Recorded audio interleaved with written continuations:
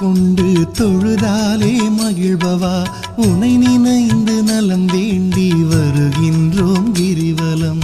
அருணாச்சல ஈஸ்வரா அருள்வா ஜெகதீஸ்வரா அண்ணாமலை ஜோதியே ஆதி பரமேஸ்வரா.